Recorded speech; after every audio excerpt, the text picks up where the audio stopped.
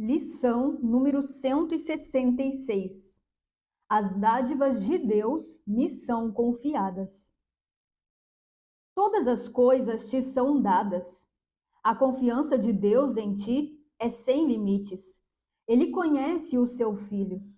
Ele dá sem exceções, sem nada guardar que possa contribuir para a tua felicidade. E, no entanto, a menos que a tua vontade seja una com a sua, as suas dádivas não são recebidas. Mas o que te faria pensar que há outra vontade que não a de Deus? Aqui está o paradoxo sobre o qual se baseia a feitura do mundo. Esse mundo não é a vontade de Deus e, assim, não é real.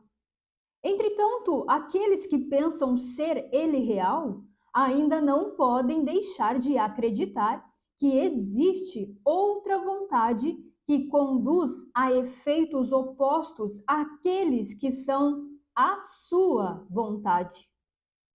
Isso, na verdade, é impossível, mas toda mente que contempla o mundo e o julga como certo, sólido, digno de confiança e verdadeiro, acredita em dois criadores, ou em um só, ele próprio sozinho, mas nunca em um único Deus.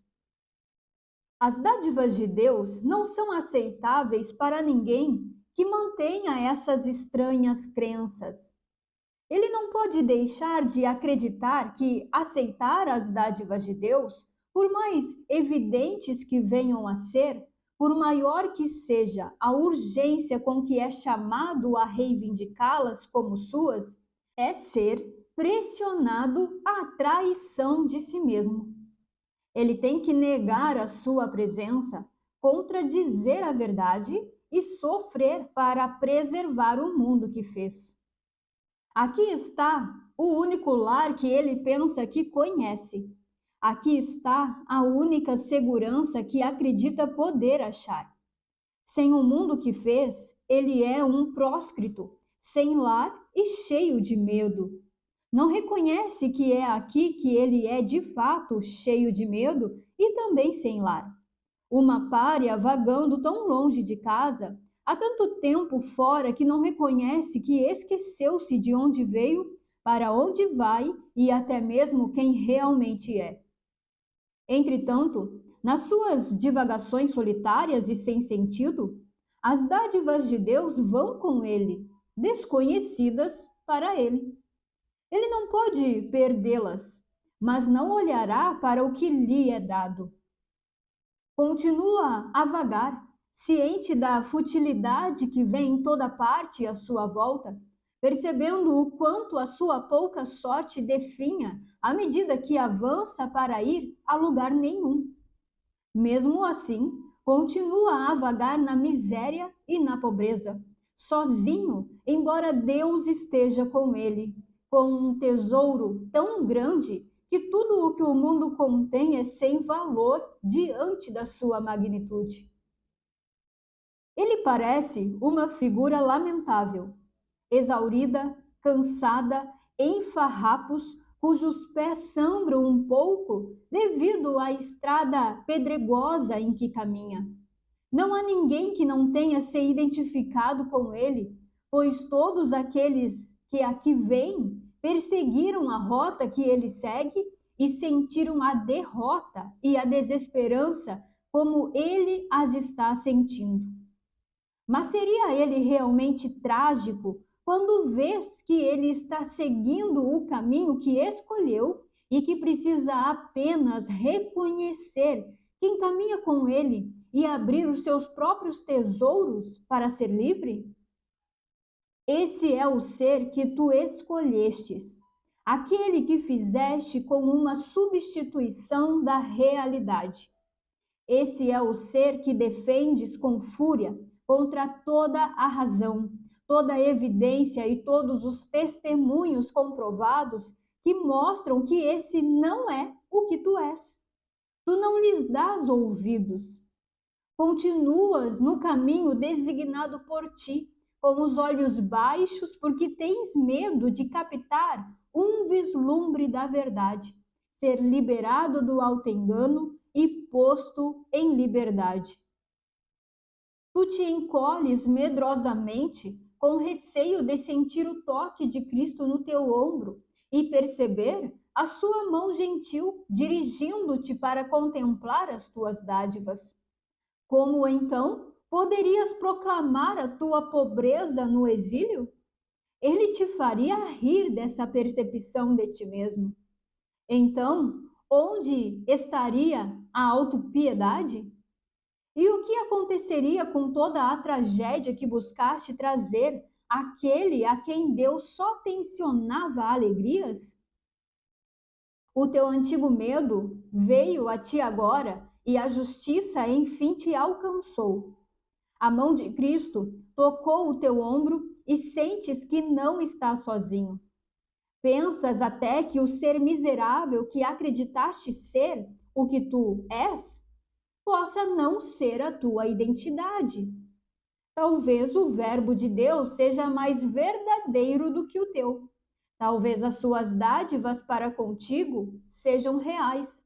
Talvez Deus não tenha sido totalmente ludibriado pelo teu plano de manter o seu filho em profundo esquecimento e seguir o caminho que escolheste sem o teu ser. A vontade de Deus não se opõe, meramente é. Não é a Deus que aprisionaste no teu plano para perder o teu ser. Ele desconhece um plano tão alheio à sua vontade. Houve uma necessidade que ele não compreendeu, a qual deu uma resposta. Isso é tudo. E tu que tens essa resposta que te foi dada, não tens necessidade de mais nada além disso. Agora vivemos, pois agora não podemos morrer.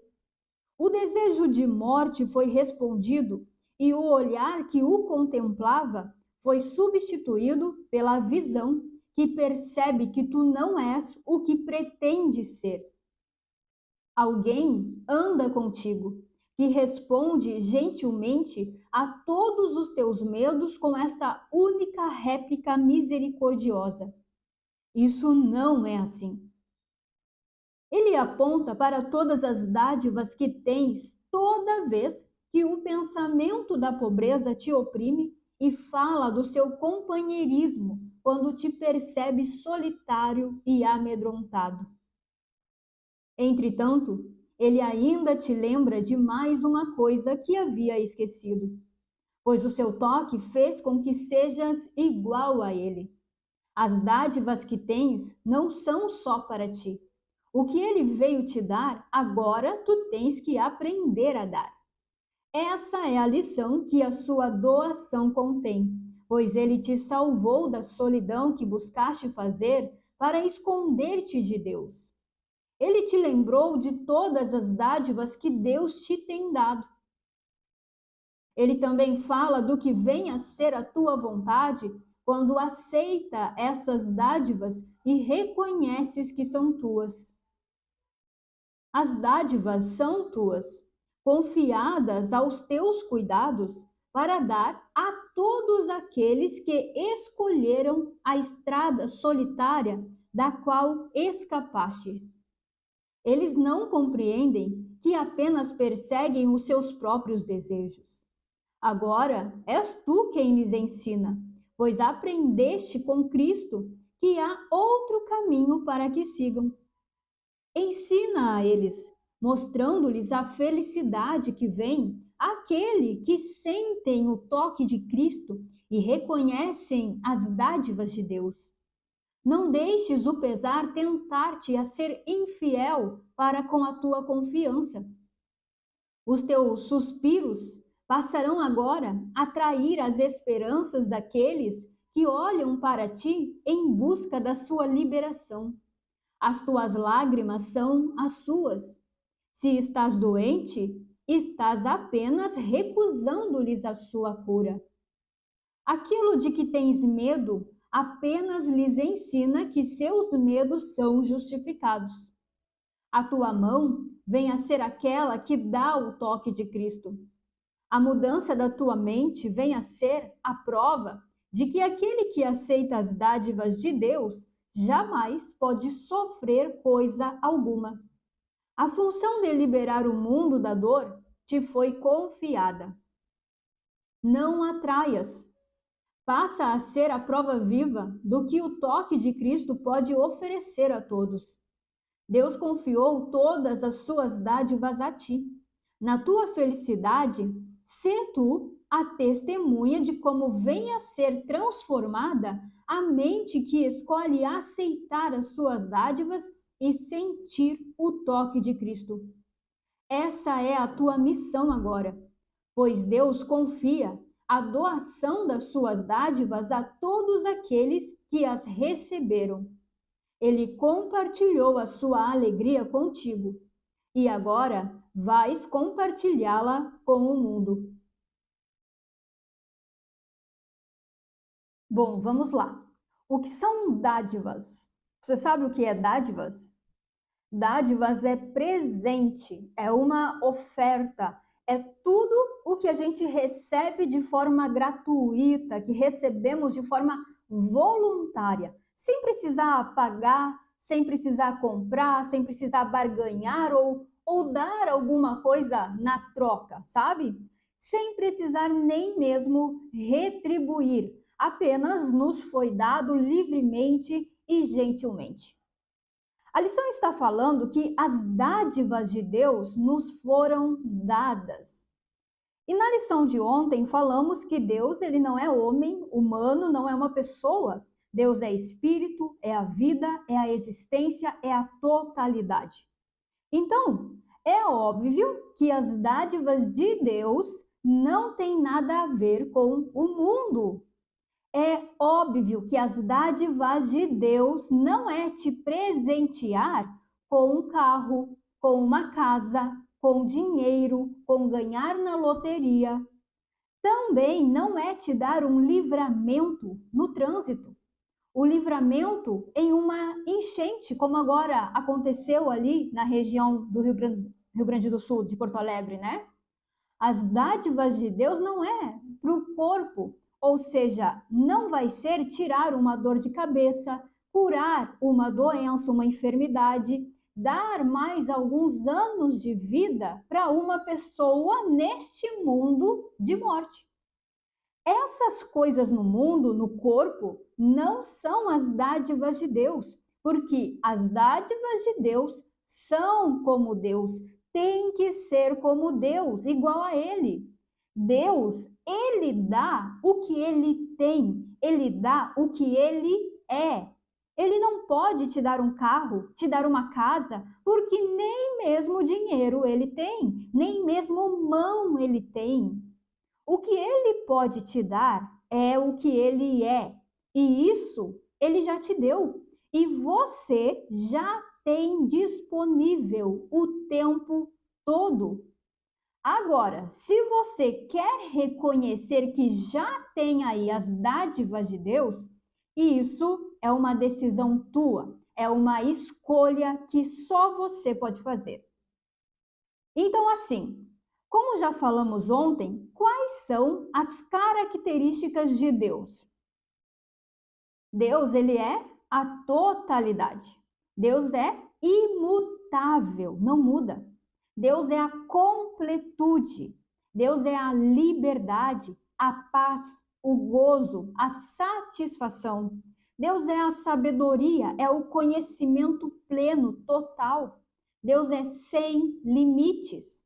Deus é tudo o que é. Deus é.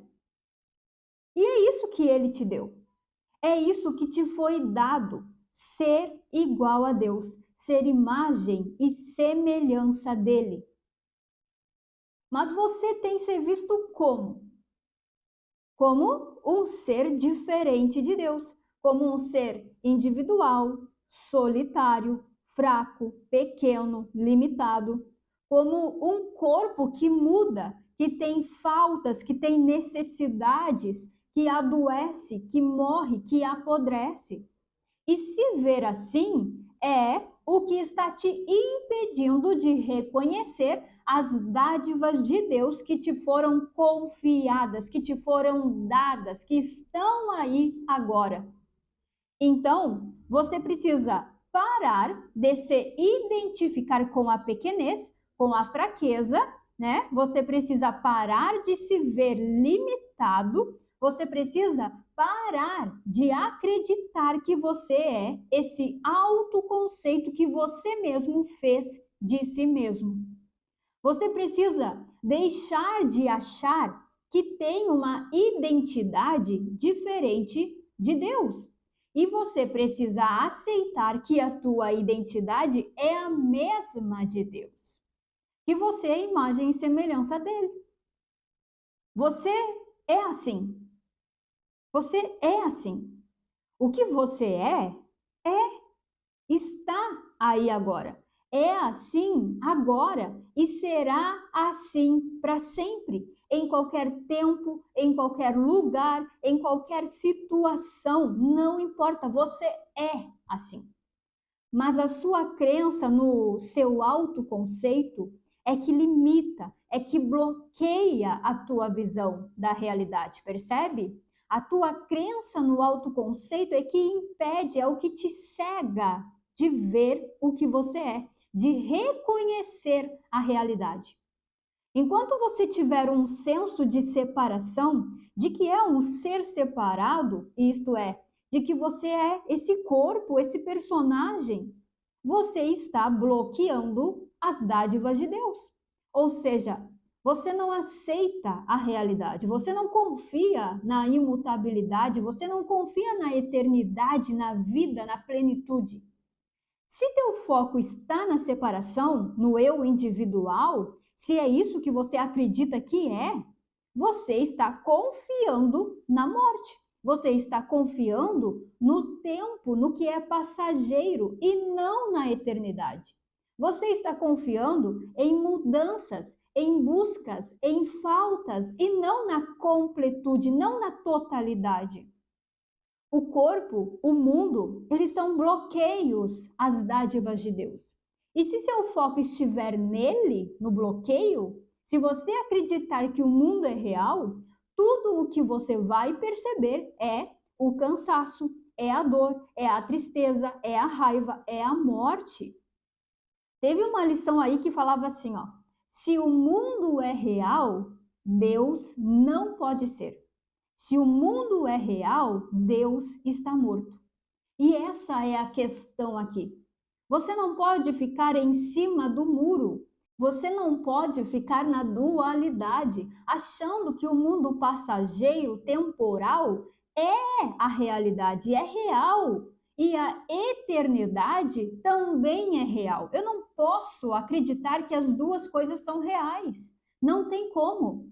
Ou a tua fé está numa coisa ou ela está em outra. Nas duas ao mesmo tempo não dá. O dia que a eternidade, que Deus for real para você, então o mundo não vai mais ser a realidade. Se agora o mundo te parece real, então para ti Deus está morto. Ah, mas eu confio em Deus sim. Sim, confia. Confia no Deus que se chama ego. Confia no autoconceito que você fez de Deus. Porque confiar em Deus é confiar no que Deus é. E Deus, ele é a eternidade e não o passageiro. Deus é a vida e não a morte. Deus é a grandeza e não a pequenez. É a completude, a plenitude e não a falta.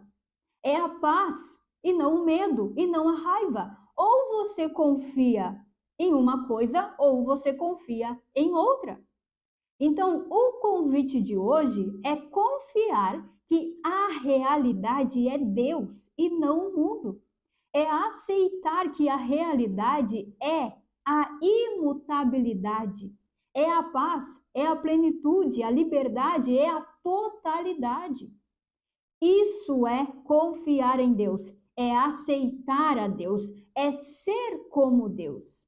Isso é receber com contentamento as dádivas que Ele te deu, que Ele confiou a você e que é o que você realmente é.